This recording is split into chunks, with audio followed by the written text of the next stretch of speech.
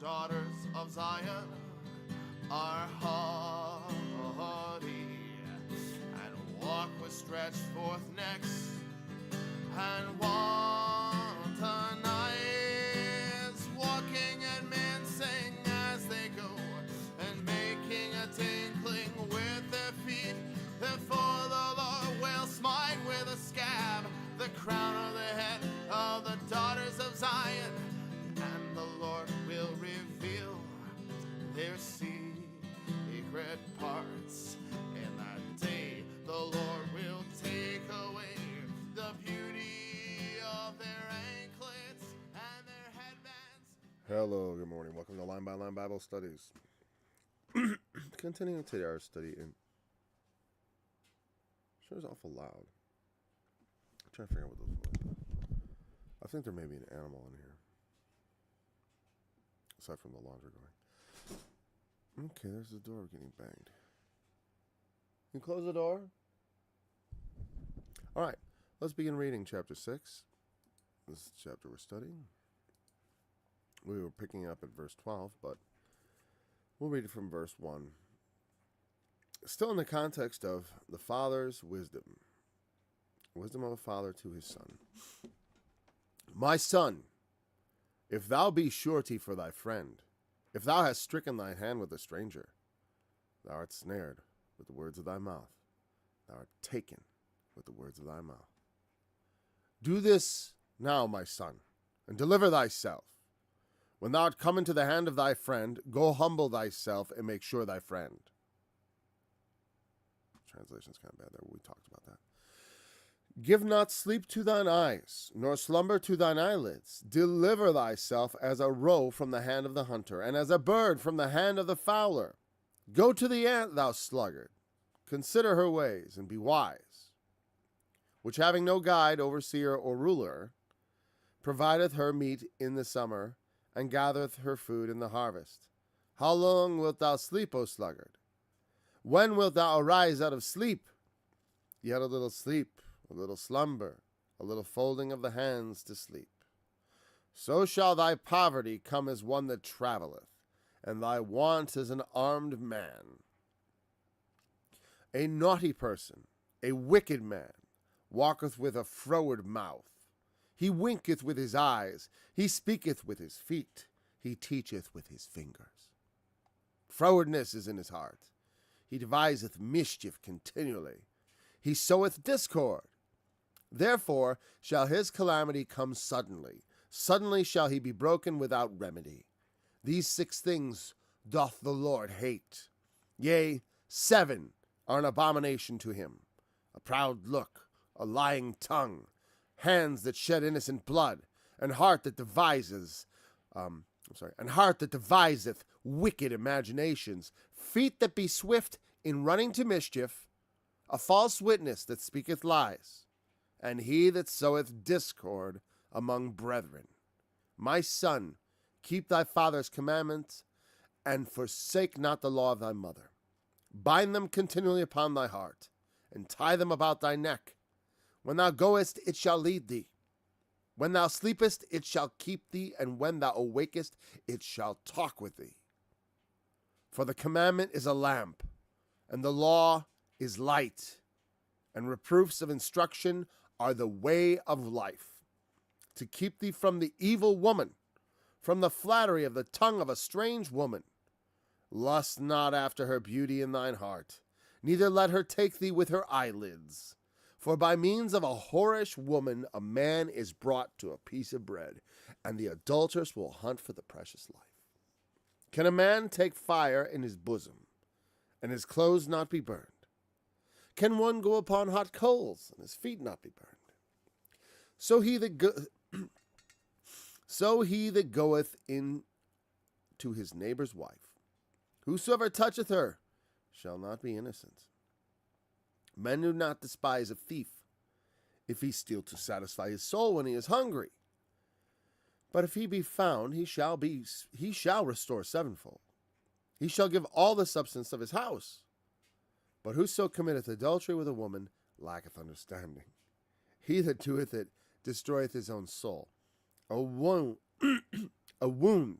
and and dishonor shall he get, and his reproach shall not be wiped away. For jealousy is the rage of a man. Therefore he will not spare in the day of vengeance. He will not regard any ransom, neither will he rest content, though thou givest many gifts. All right.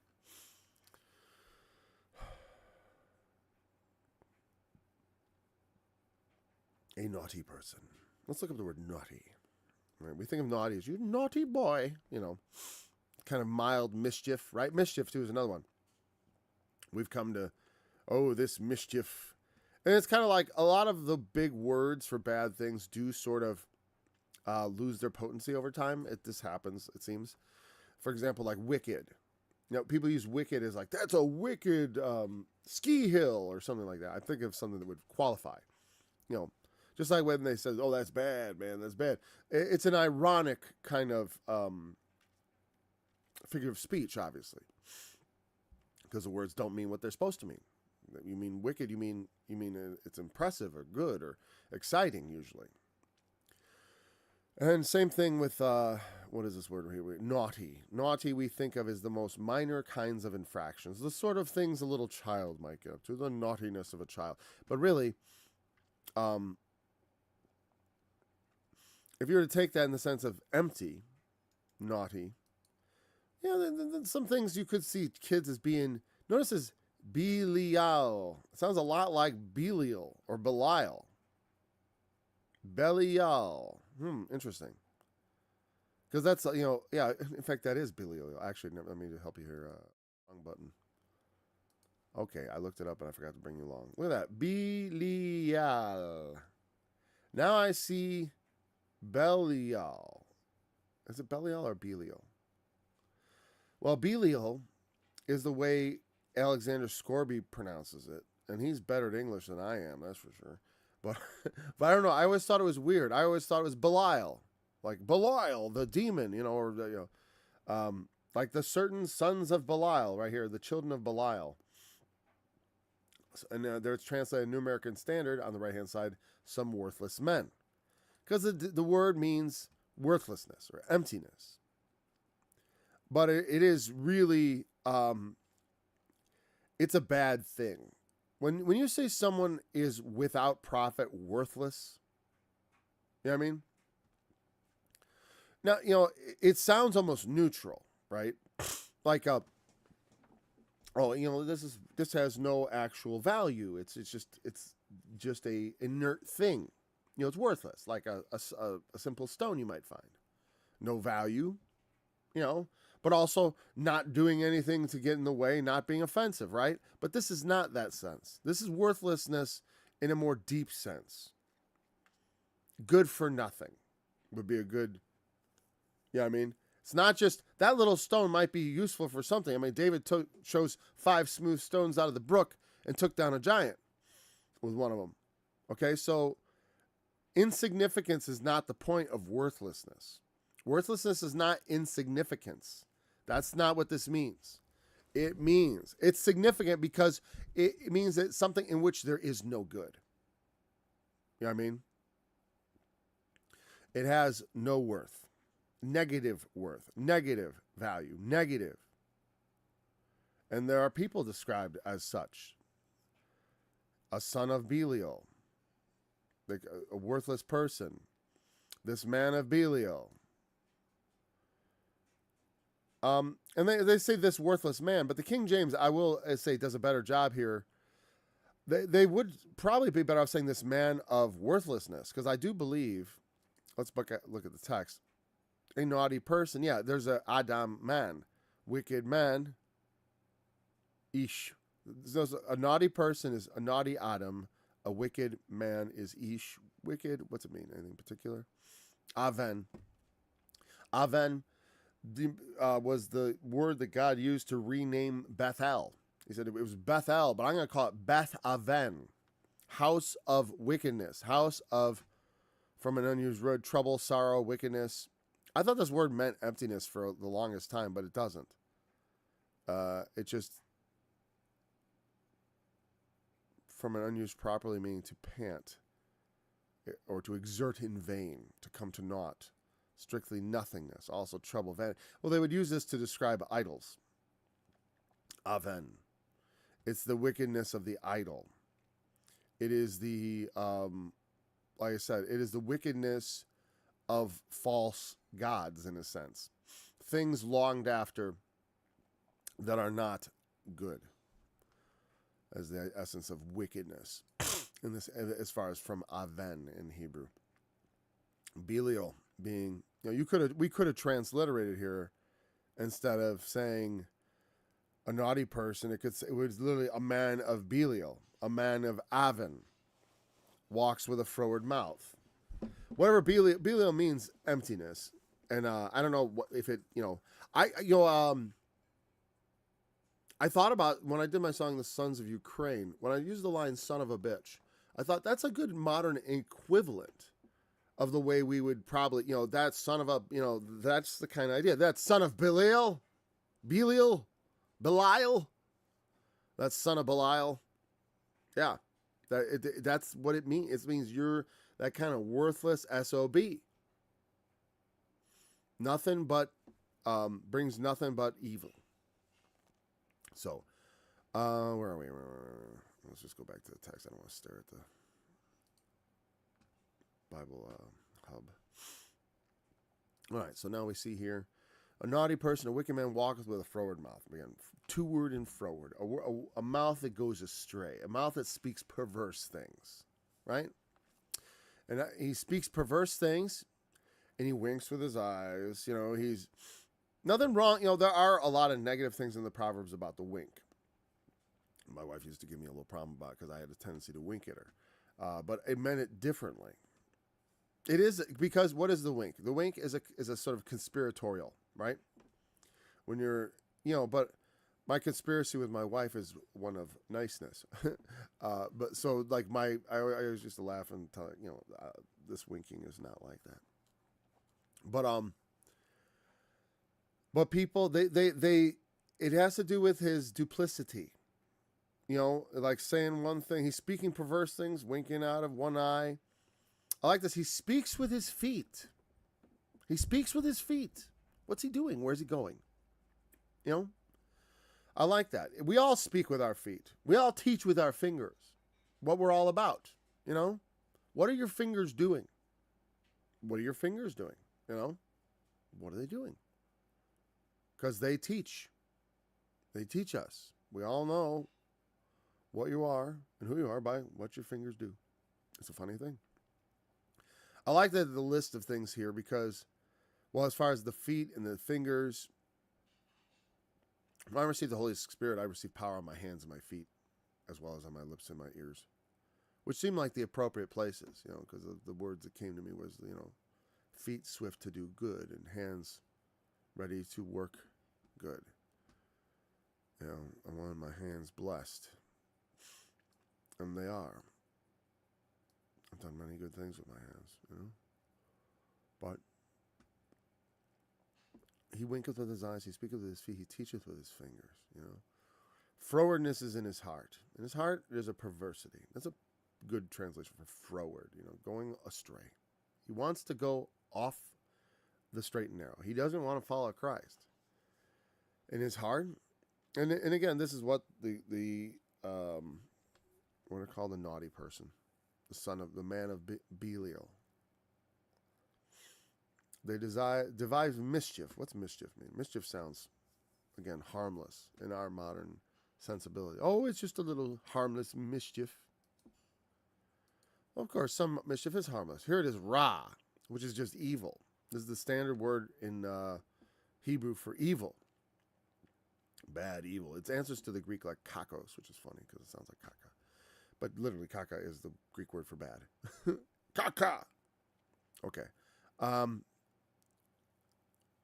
So, adjective, bad, evil, ra. There's not a lot to say about ra.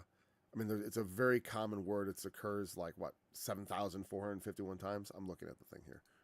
I didn't just pull that. Yeah, evil, ra. Sure, that occurs what? It's 7,500. I pulled that out of my memory. Oh, it's number 7,451. 667 occurrences. 667 occurrences. That's just one short of the number of evil, which is interesting. Funny that one more. You know why? Because I think ultimately evil does not serve its own purposes.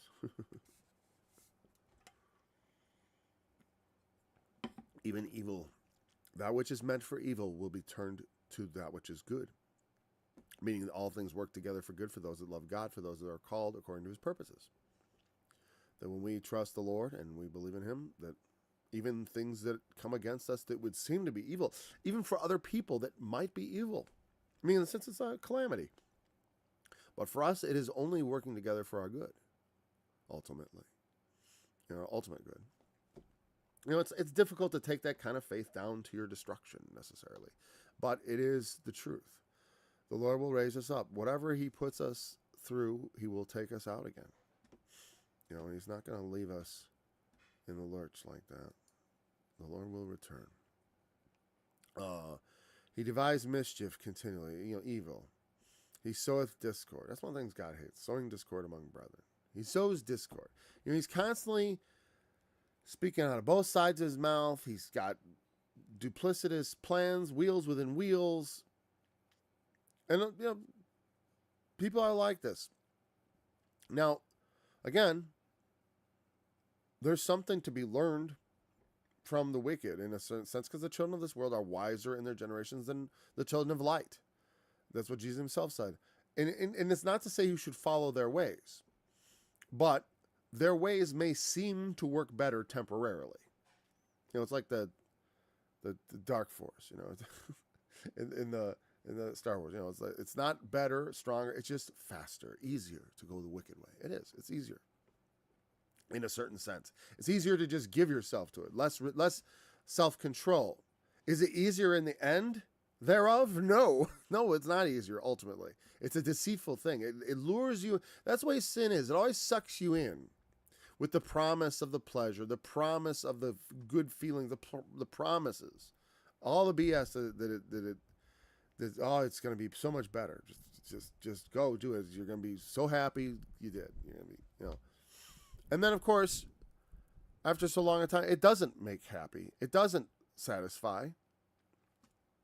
Sin does not bring fulfillment, nor can it. How could you be fulfilled falling short of fulfillment?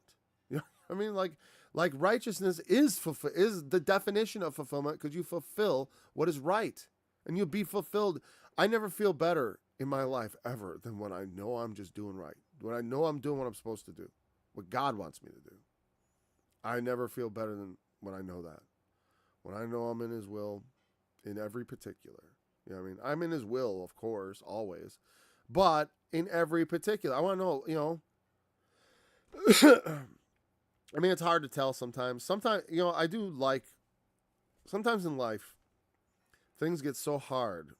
And I've had this where just, crap storm after crap. Sorry, I'm being profane, but, storm of feces after, I'm going to be profane.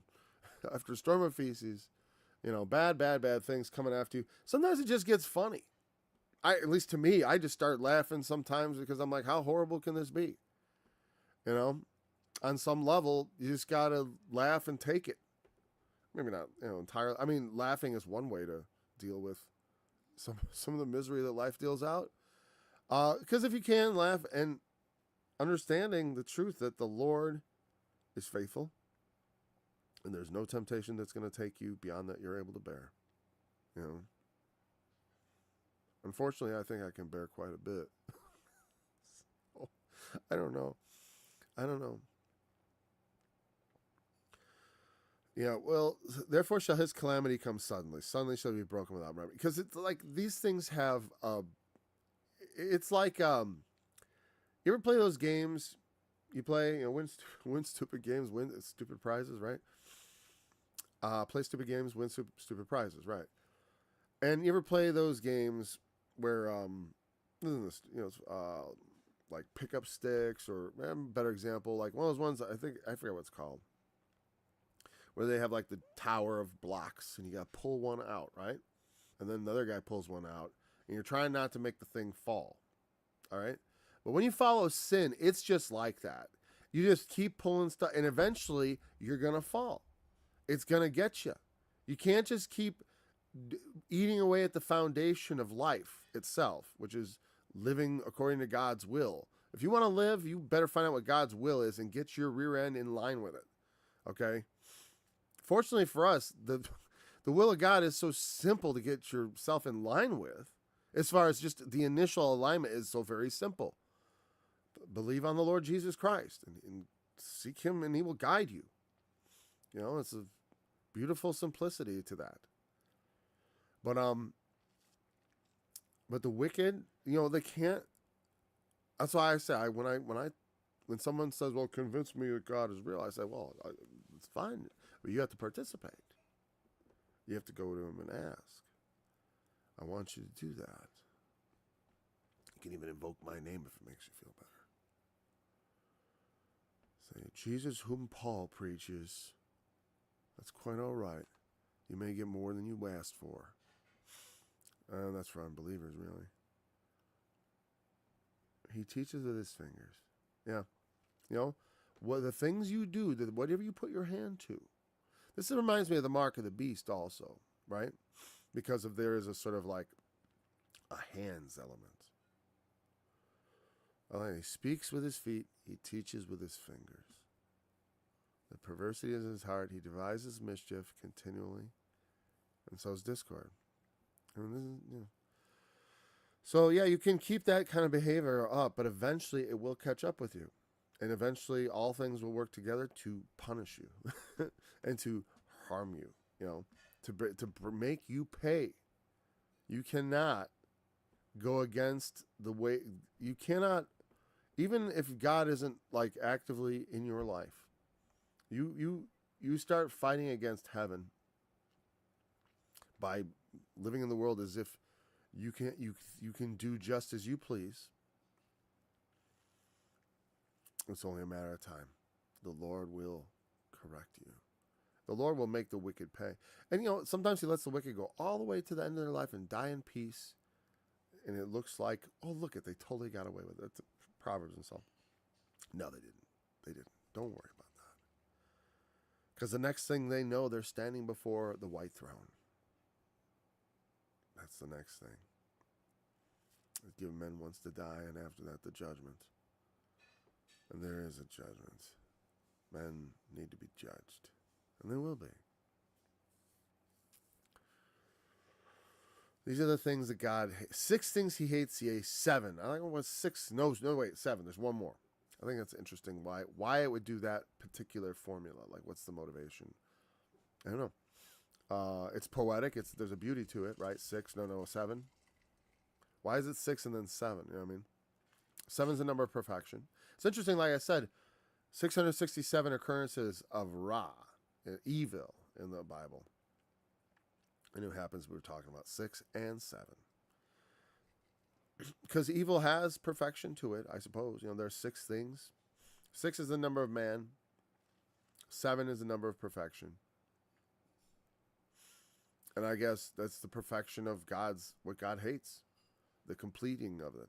You know, 7 are an abomination. I mean, this is something I cite a lot. A lying tongue is an abomination. People go, homosexuality is an abomination. I'm like, you're right. So is a lying tongue.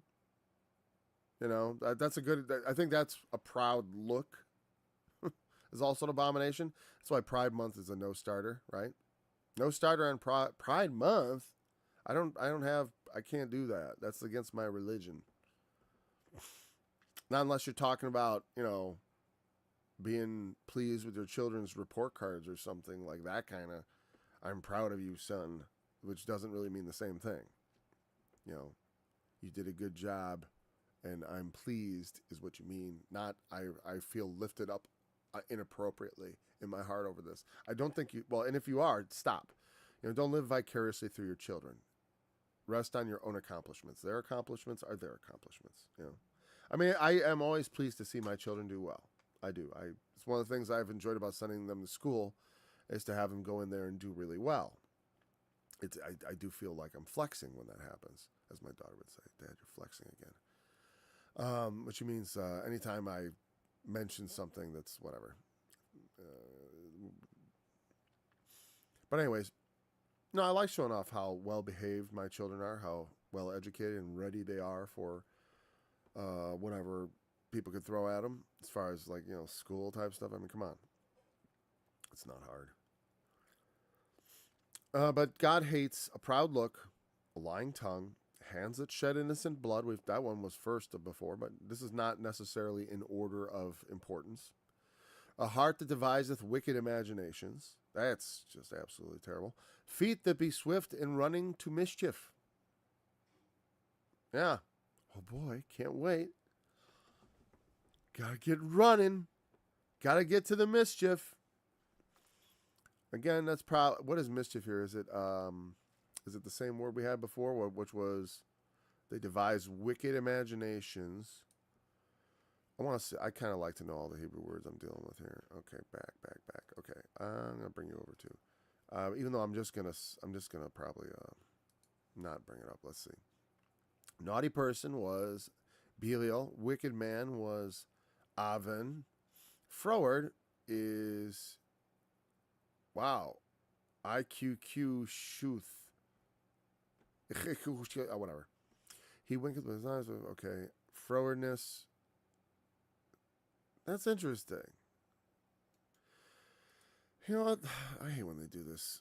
King James, you guys really did a number on this one. Because this is, you know what I don't like about it? It's something I always hate. Which is what? What do I hate? I hate when they translate two different words the same way. Especially when they translate two Hebrew words with an archaic single English word. That's not cool. Whatever. I guess I'm like kind of a weirdo about translations. But like Iquishuth, crookedness, okay, perversity. Tapuka, perversity. But it's a completely different word from hafak. And then this one's from Aquash. They're not related in even in the least. Why couldn't they use two different English words here? Froward and crooked or something? You know?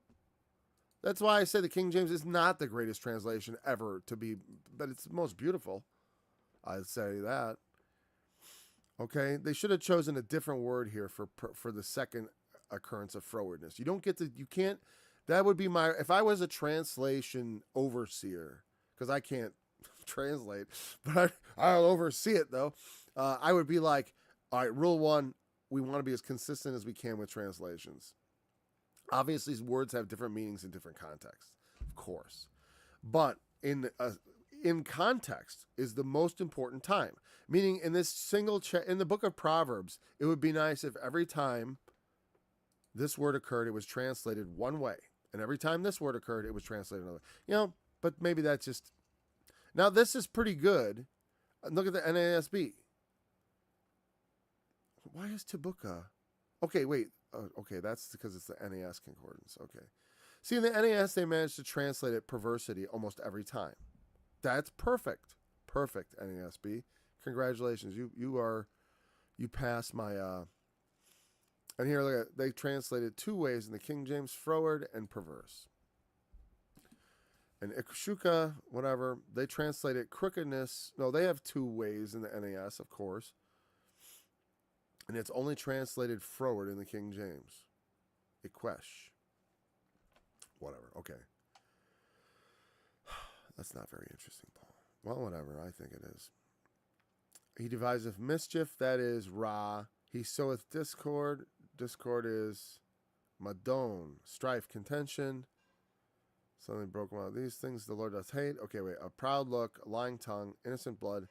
Wicked imaginations is Aven again. That's consistent. Excellent. Imaginations, is that where we have for thoughts or devices? Swift running to mischief. Now we just see the mischief. Here is adversity. What is the word? Mischief? What was the one we had before? The mischievous man? No, it was the naughty man. That's different. Okay. But they said they devised mischief continually. Let's see. Mischief here is 7451, which is Ra. Oh, and this one is not. Mischief here is... No, it's Ra. Okay. They're very consistent other than with froward. So mischief is Ra each time here, making it nice and easy for the teachers. Okay. sorry, I think I got an attitude today or something. It's Monday. I got a big car repair to do, and I'm not. I guess I'm sort of in a bit of a mood about it. I don't actually work as a mechanic, but I just do a lot of mechanical work. Okay. And heart that deviseth wicked imaginations, feet that are swift in running. So all these things. A proud look. You know, we have nothing to be proud of, really. You know, and certainly with the idea of a proud look, you know. I don't know how would you give a proud look?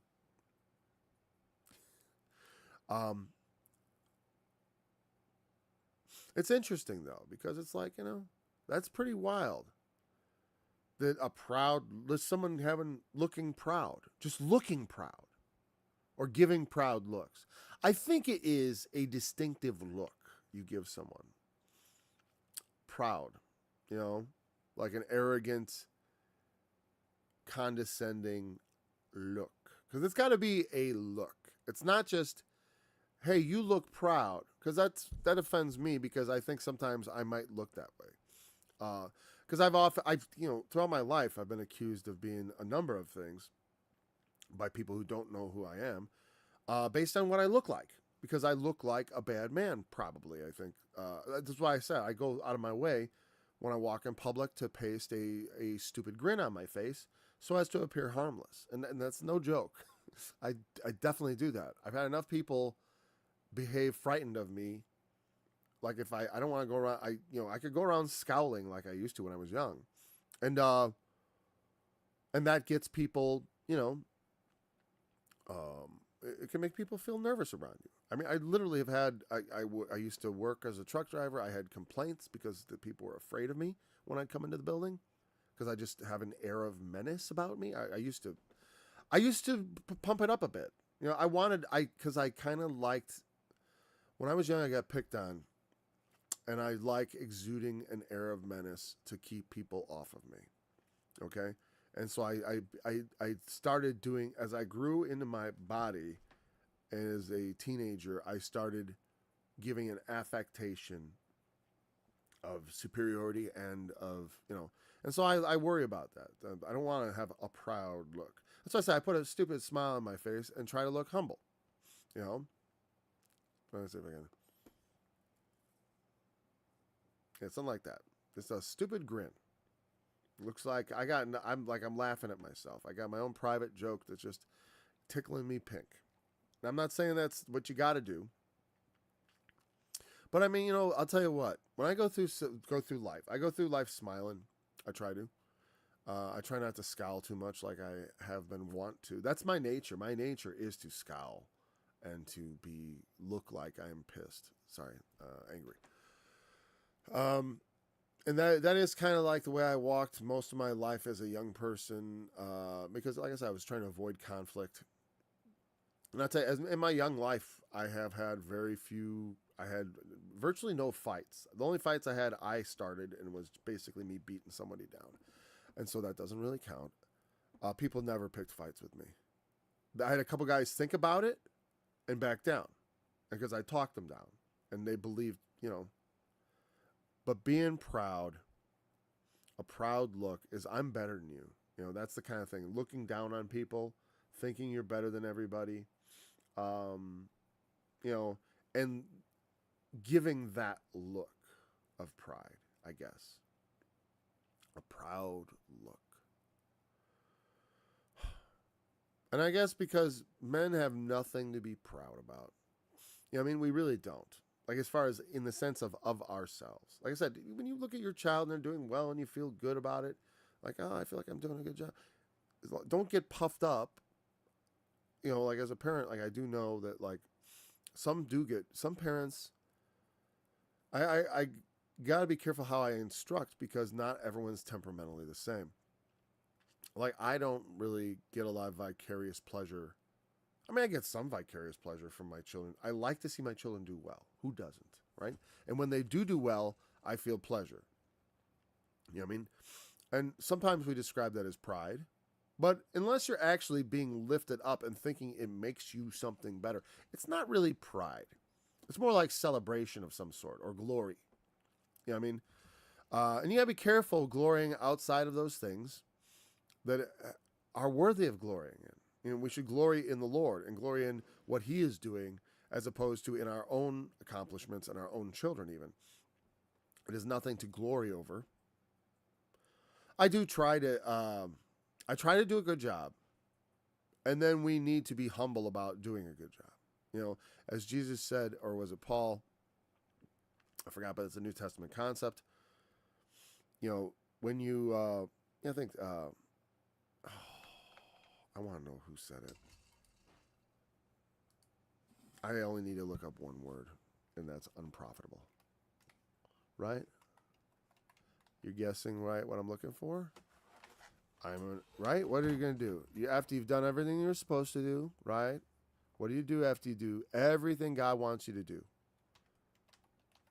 After you've obeyed every single command, you've done everything that God wants, what do you say? You say, I'm an unprofitable servant because I've only done that which was required of me. Here, Luke 17, it's Jesus. So likewise, when ye shall have done... Oh, wait a second.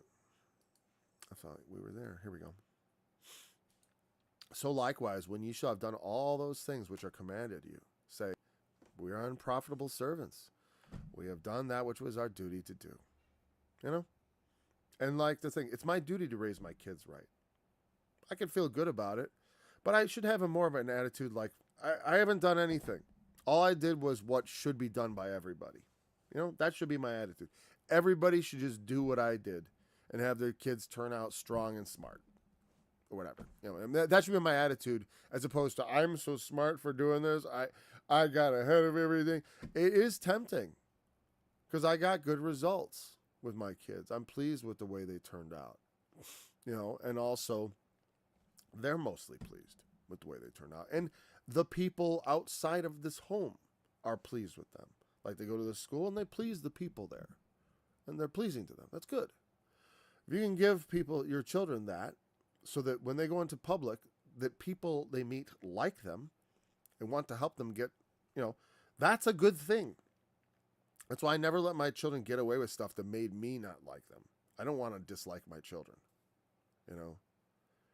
So I, especially when they're young, when they show any behaviors I dislike, those are corrected in one form or the other. Not necessarily with a spanking.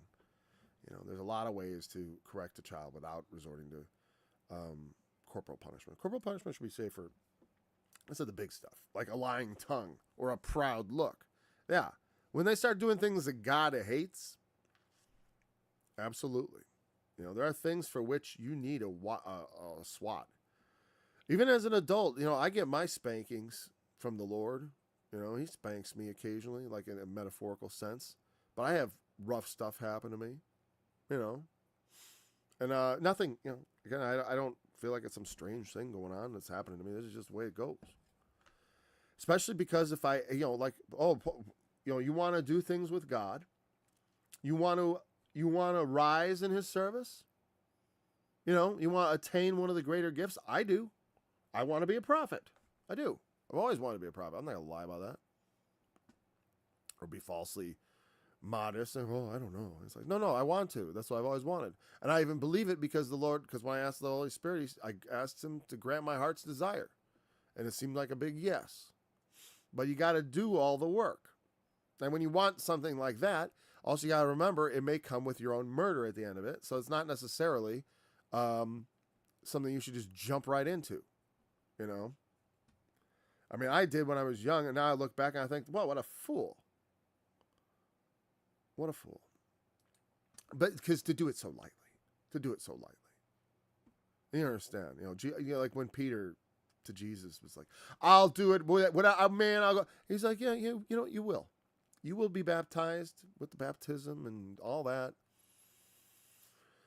But today you're going to deny me 3 times. He did eventually become everything he wanted to be in the Lord. Peter. He became all those things he wanted. And he followed Him even to the cross. But it was not the path he thought at first. So, careful of your looks. Don't be too proud. Do a good job, and remember that doing a good job is just what's expected of you. Like raising my kids right. I don't think I deserve a friggin' medal for that. Okay, I don't. Though in the way the world is today, maybe we should start handing out medals for people who raise their kids right. Right?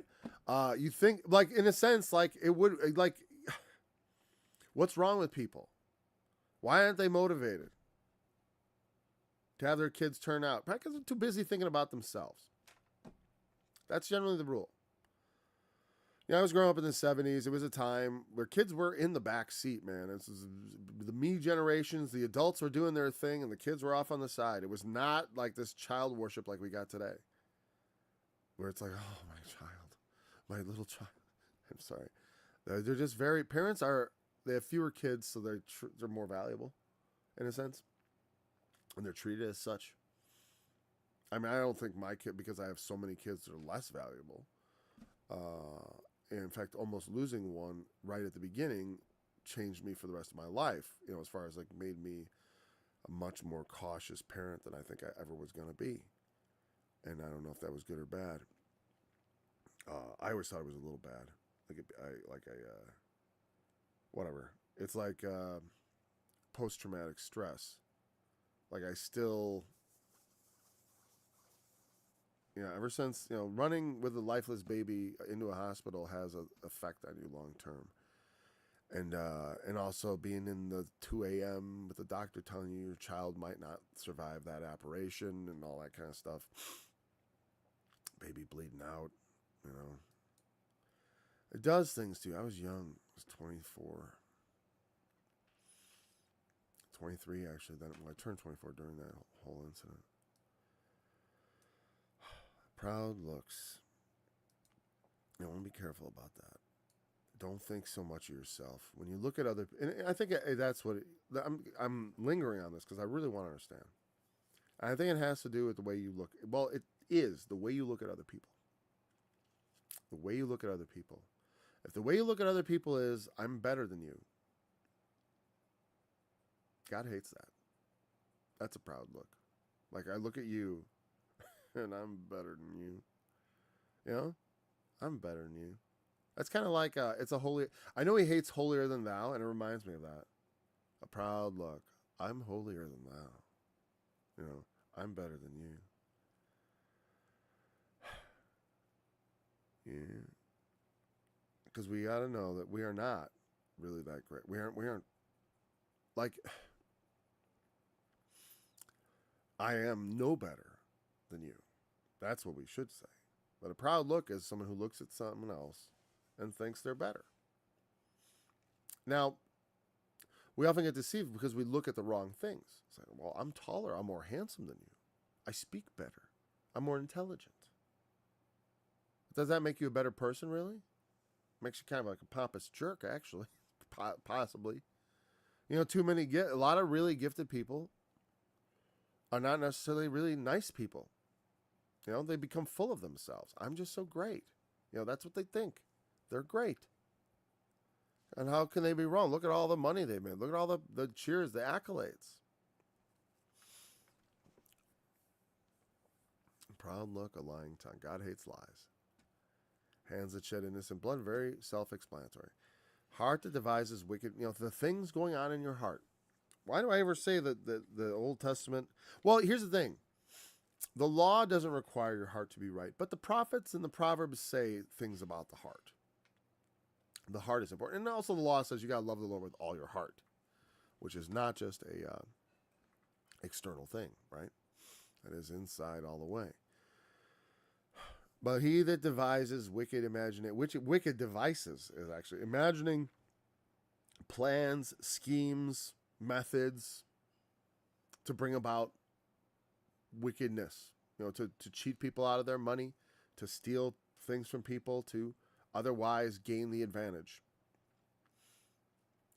Feet to be swift and running, when they see an opportunity of something, what was mischief again? I forget. It was the same word.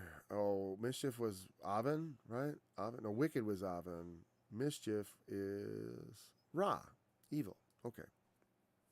Yeah. Your feet should be swift to do good. That's the idea. You want to have your feet shod with the preparation of the gospel of peace. Not swift to run to mischief, to evil.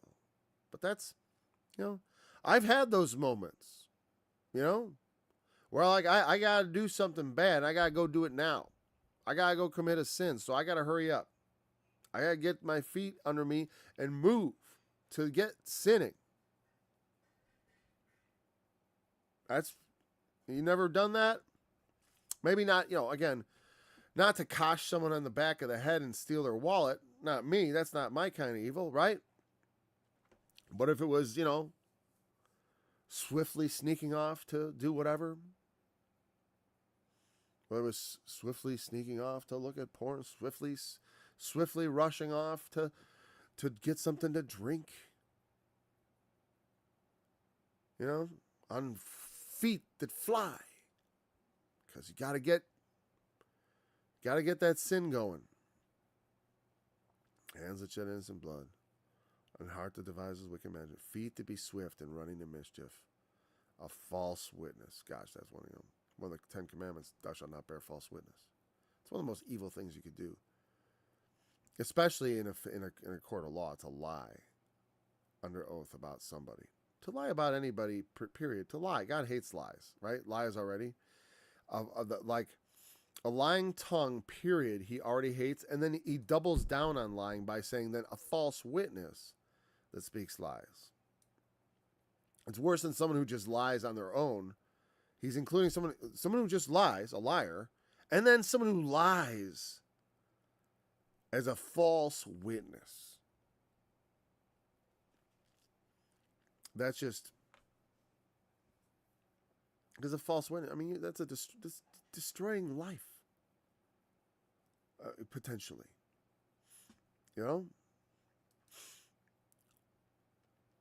Bearing false witness. And he that soweth discord among brethren. Yeah, the people that like to make trouble when there isn't trouble there.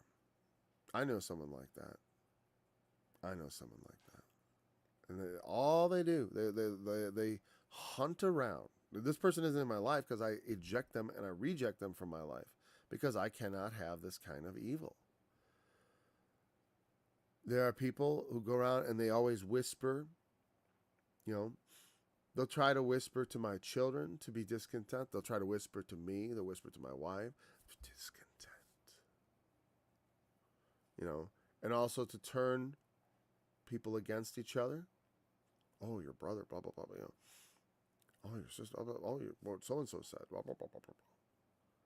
People who make a lot out of a little in order to create problems. Because there are people who genuinely, thrive and love the drama and the, whatever you want to call it, just all the stuff that goes on in social situations.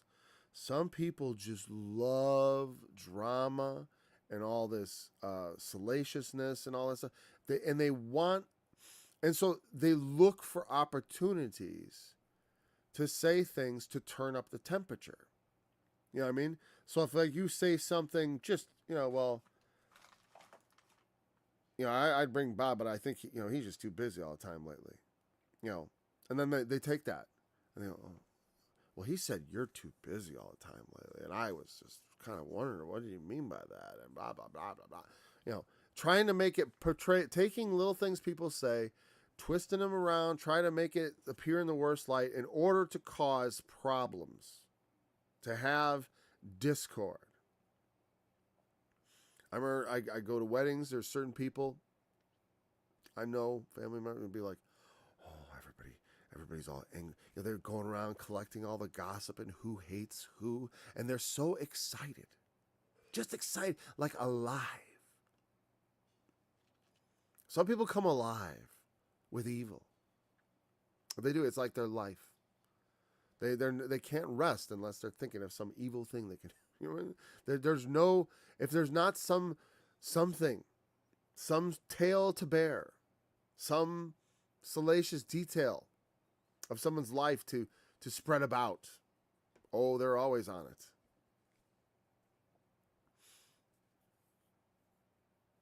And my son, keep thy father's commandments.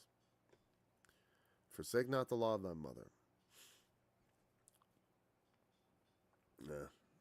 Again, these are a mother and father idealized as wise. And a mother and father should give wise wisdom to their children, and raise them in the right way.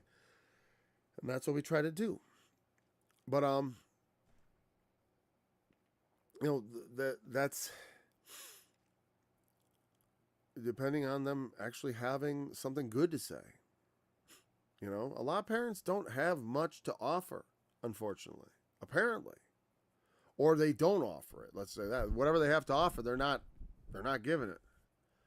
That's why I say it's like there's no way, like two parents, even if they're both working, you have two people on that kid. It's already a huge advantage than a single parent.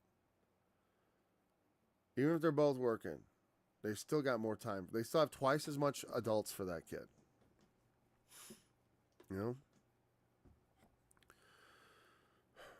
The law of the mother.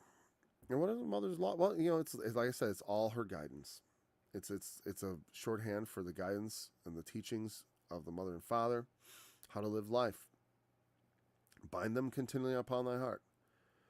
The Jews literally would bind commandments and these things, phylacteries, on their arms and on their heads. But it's asking here to bind them to your heart. Obviously, that's a metaphor because you can't literally do that, right? But like to tie them. So they're always like just right there on your heart, tied to it. So why? Because the heart is deceitful, right? Who can know it? Your heart guides you in many ways because the heart represents the guidance of your feelings, really. Your emotions, I should say. The gut is more about feelings in a gut sense, instincts, like gut, your stomach, your bowels.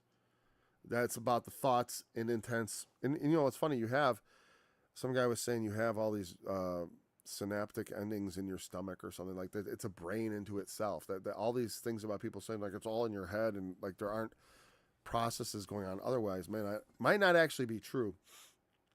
It doesn't matter because it's the symbolic meaning is still there, right? So a heart is like a kind of the seat of the emotions and intentions, right? The intents of the heart.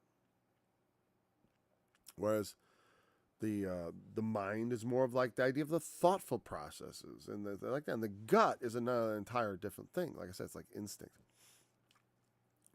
and that's a kind of a shorthand. So don't.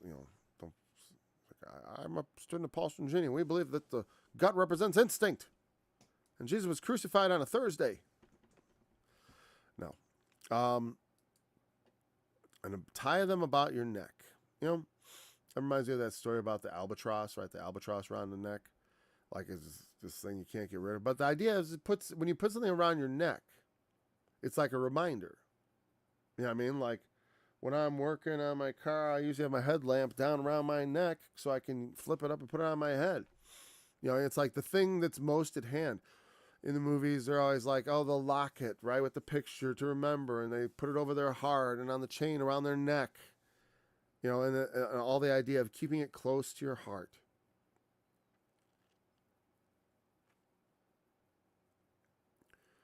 And when you do that, when you keep your father's and mother's instruction close, their good instruction or wise instruction, if so be. Like I said, I don't keep my mom's law because she had bad habits and sin.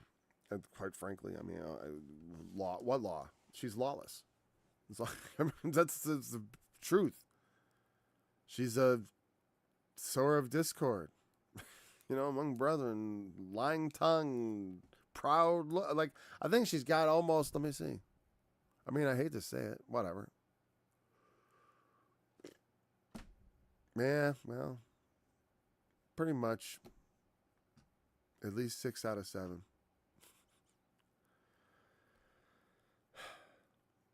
And, and also in laws, because that's the thing is like, my dad taught me how his father, now my dad didn't teach me this, but he told me.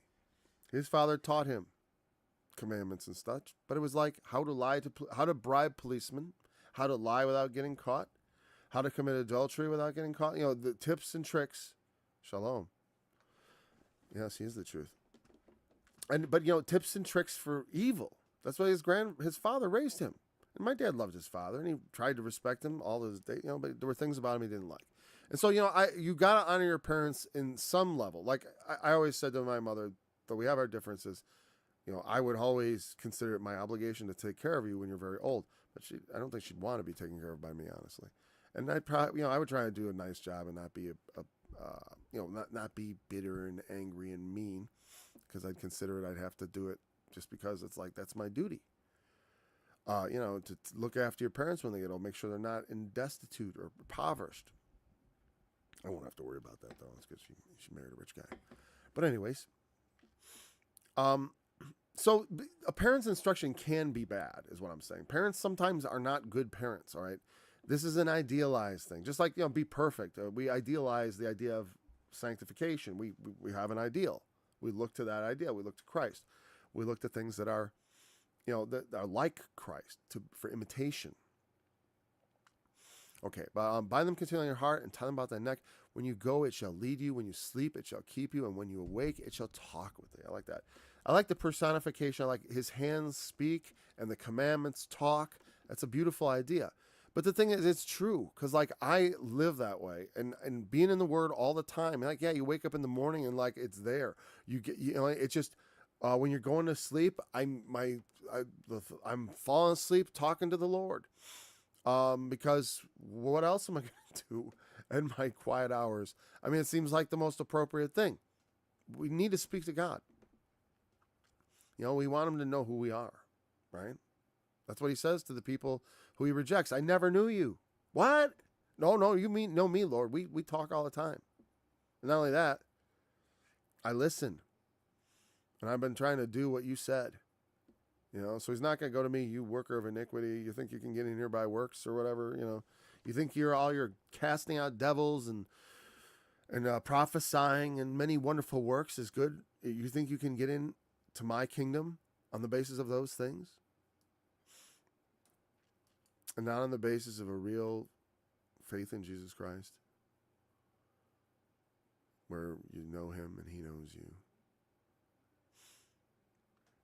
That's what the command, if you have the right instruction, it guides your life. I can say, even though I have more trouble now than I've had any point in my life before, and but I can tell you, I'm better equipped to handle it.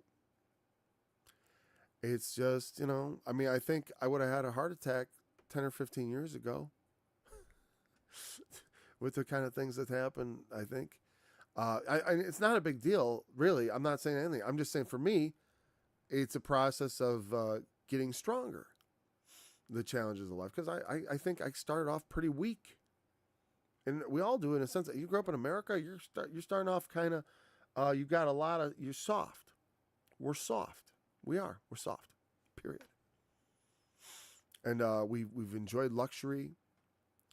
It's been so long like this, we don't even understand how the rest of the world lives for the most part. Even though they have lived better recently, but now we have, I think of those places where we are pouring billions of dollars into warfare. When warfare will not. The problem with war is just that men, you got to understand that if you don't utterly destroy your enemy, they come back and they come back and they come back. But the problem is, Jesus came not to destroy men's lives, but to save them. But he will when he returns. The things he finds it's going to be wrath because of what he finds. He's going to return in wrath. Not for you, beloved. Not for you. For them. For the commandment is a lamp and the law is light. And for us, that law is the law of Christ. Right? That is the true law. That is our law. And you understand, from my perspective, I don't think I've talked about it very explicitly, but I said, I cannot, if we If the old law is still in effect, I can't even be a Christian. I can't. I can't. I'm disqualified. I have scriptures. Disqualified. And some would say no. Okay, but I'm just saying, in the old law, there's certain no dwarf, no man that is wounded in the stones. I'm not a dwarf, as you can probably tell. But I'm a Gentile. I'm a deformed Gentile. I don't belong under the law in that kingdom. All right, that kingdom is not for me, and never was. That's why I have no qualms about when I say the law for us as a system of salvation is passed away forever and replaced with something much better, Christ. And that is the glory that exceeds, man. We talked about 1 Corinthians, or was it 2 Corinthians 3, where it talks about that which is abolished. The commandments are abolished. Not that it means that they don't describe right and wrong. They do describe right and wrong. They do describe good behavior and bad behavior. But what they don't do is describe any method for you to be saved. Okay? And for that purpose, it's useless. The law is gone. You don't want to be judged by it. Okay? The law was light. It's a schoolmaster. It's a teacher. But Christ is the true light that lights every man that comes into the world, right? He is the true light of understanding. The law gives us a certain amount of understanding, and the law, as it means to point the way, points the way ultimately to Christ. Because Christ, as he said, not one jot or tittle of the law would pass away till all be fulfilled. And that's why I say, of necessity, Jesus must have fulfilled all. Because parts of it we don't regard as enforced, do we? We don't regard the animal sacrifices as being enforceable. We do not regard, most of us do not regard many of the clothing requirements or the dietary restrictions. Now, some people start down that road of legalism, going towards dietary restrictions stuff. And if someone's Jewish, I have no problem with them maintaining their customs. And if someone's a Gentile and they want to practice Jewish customs, I also don't have a problem with that. I think those things are just like when we talk about anointing with oil. I don't think I remember I was a bit offended, I think, when I was 20-something, 26, with a friend. We were celebrating the Passover, and he did a Jewish Seder. And I was a little bit not sure if that was cool. At the time, I was a little bit offended. I didn't betray my offense, and I didn't interrupt the Seder. But, now I look at it differently, because I think that there is something, like I said, to laying your hands on people. But we don't have to lay our hands on. We can just pray in faith. You're right. We don't have to anoint people with oil. We could just pray in faith. True enough. We don't have to get baptized. We can just have faith. True enough. True enough, all that stuff. But I think it's better to go ahead and be baptized and use oil to anoint people and put your hands on them, because the scriptures say so. And doing so is an act of faith. When you act out your faith like that, I know this for a fact, because when I tried to get the Holy Spirit many times, and I finally did, but I was acting out my faith. People were laying their hands on me, and I was praying to Jesus, calling on his name. It's not going to happen. I mean, we can have things happen to us. We can encounter God without obeying those simple things that aren't commands even. They're just like, is any sick? Well, anoint them with oil. Lay hands on the sick. The laying on of hands is considered one of the most basic teachings, right? A foundational thing. The laying on of hands, Hebrews 6, right? But is it necessary? Well, no, of course not. Well, neither is the law necessary. But it's useful. Very useful. Same thing. All very useful. I love the law. The law gives us such insight. Like I said, like that one scripture I always pull out, Leviticus 19:17. Thou shalt not hate thy neighbor in the heart, right? But thou shalt rebuke thy neighbor and not suffer sin upon him. You think about the law that says you see your neighbor sinning, you got to rebuke him. You're not allowed to hate him like that and just let him go on sinning. It's described as hate. I think that's fascinating, because Jesus also has a take on that, which is, like, let your light so shine before men, but also do not sound a trumpet before you, right? Let your light so shine before men, but also, what was the other concept? Well, whatever. You don't make a bigger stink out of it to make a show. You know, we want to let the world, don't cast your pearls before swine. That's another one that sort of contradicts it, right? We want to let the light shine.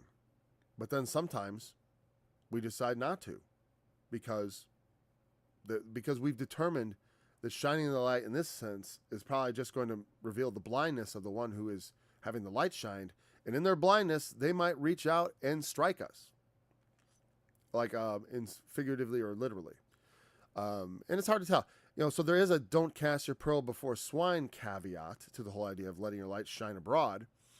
But I do think in the sense of the passive sense of living an upright life, of doing the right things, not in a way that's just ostentatious and in people's face, just going about your life quietly doing the right thing, and letting it, not trying to hide it or nothing, but also not trying to make a proud show of it, but just doing your duty.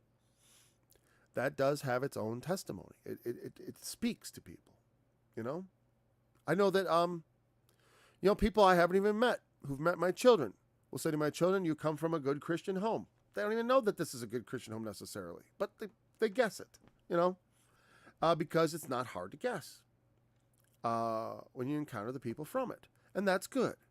You know what I mean?